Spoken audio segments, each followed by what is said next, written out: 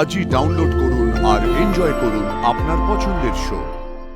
দেবী মা ঈশান সাহেবকে রাজকুমারের মতো বড় করেছে, আর ঈশান সাহেবকে দেখো, ও নিজের ভালোবাসার জন্য কত কিছু সহ্য করছে। আপনি আগে হাতটা ধুয়ে নিন। হ্যাঁ,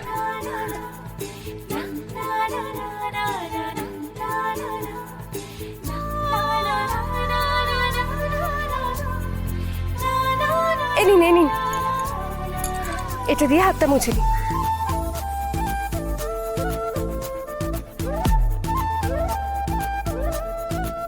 আমি আপনার খাবার বেড়ে দিয়েছি, খেয়ে নিন।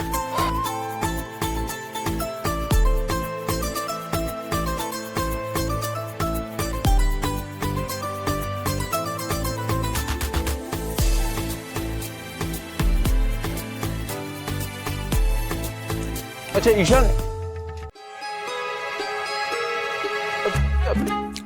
হাবলা খেয়েছে? হ্যাঁ, ঠাকুরপো খেয়ে নিয়েছেন, এবার আপনি খান।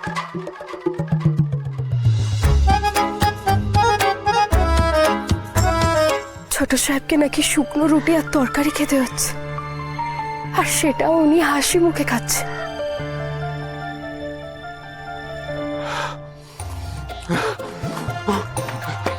জল, দাঁড়ান, দাঁড়ান, দাঁড়ান, জলে ঝাল কমবে না, আপনি দাঁড়ান। এটা খান, এটা খান, এটা খান, এটা আপনি খান, খান খান খান।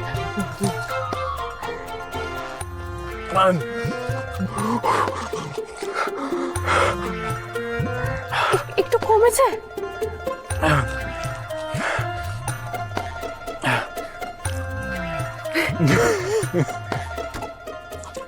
আচ্ছা, এবার আপনি আরাম করে খান। আচ্ছা আমাদের বাড়িতে চাইলে সব পাওয়া যায়, কিন্তু এখানে সবকিছুই কেমন আলাদা।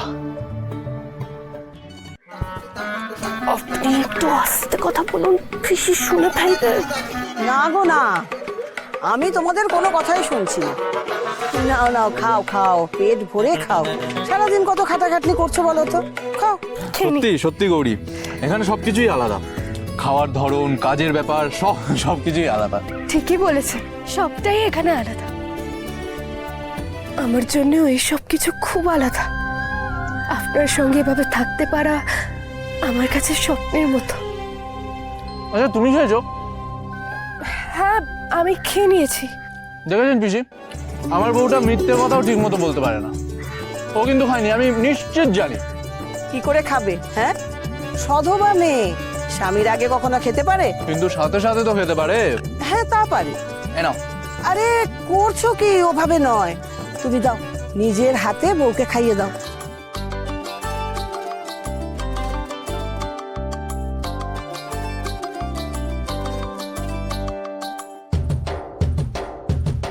সোহাগের অঙ্গে ভাসি ভেজা পথ মন উদাসী,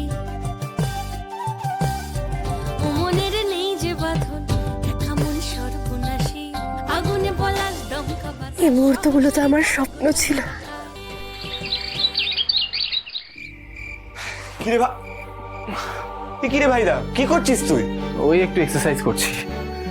সন্ধ্যাবেলা? হ্যাঁ, আসলে এত খাটাখাটনির অভ্যেস নেই তো, সারা শরীরে প্রচন্ড ব্যথা। কিন্তু কি করব বল, আমার ছোট ভাইয়ের জন্য তো এইসব করতেই হবে। ভাইদা আমাকে এখন ছুস না, তুই ছাড়। কেন, আবার কি হলো? আজকে সারাদিন গোয়াল ঘরে কাজ করেছি, গা থেকে প্রচন্ড গন্ধ বেরোচ্ছে। তুই হাতে সর। কি হলো ভাইদা? না কিছু না। কিছু না মানে? কই দেখি হাতটা, দেখি হাতটা দেখা। ভাইদা এটা কি করে হলো? আরে কিছু না বলছি তো। কিছু না মানে এটা কি? ভাইদা ফোসকা পড়ে গেছে। ছাড় না, আয়ুষ্মান গাঙ্গুলির এইটুকুতে কিচ্ছু হয় না। তুই বলবি কি করে হলো?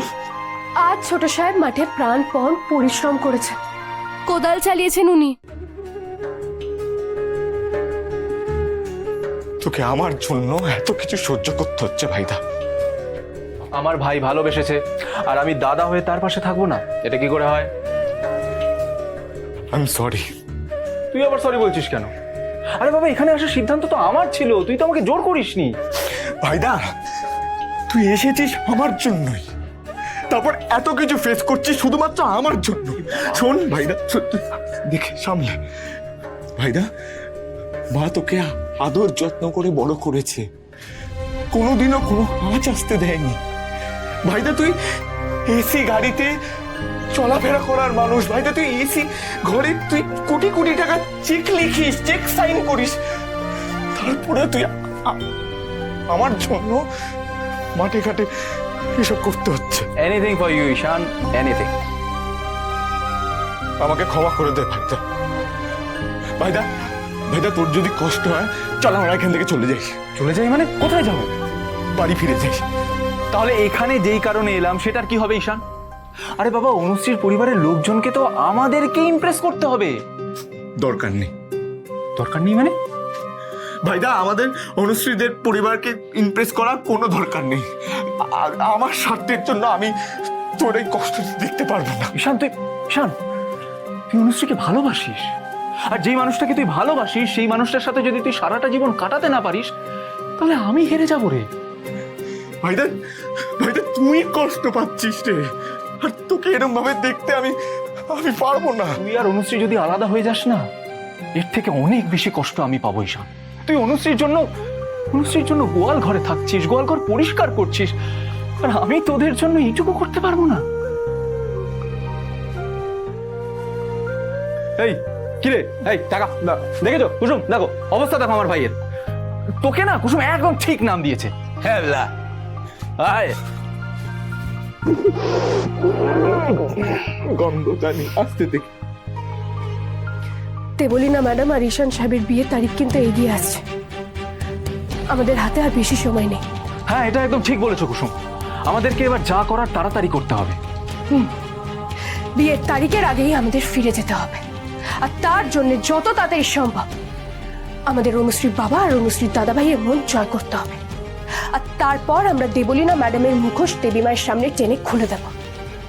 তারপর আমরা দেবী মাকে ঈশান সাহেব আর অনুশ্রীর কথা জানাবো। হ্যাঁ, এবার কিন্তু আমাদেরকে পুরোটা প্ল্যান করে মাঠে নামতে হবে ঈশান।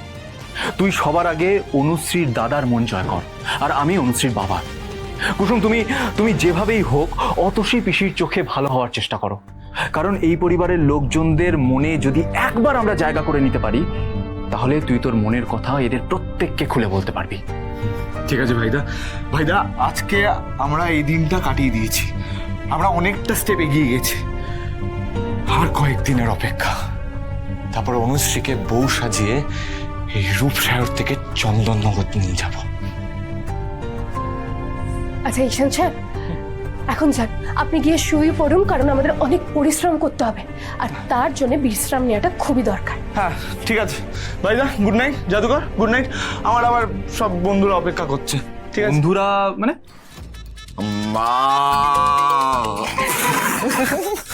ঠিক আছে, good night good night, good night good night.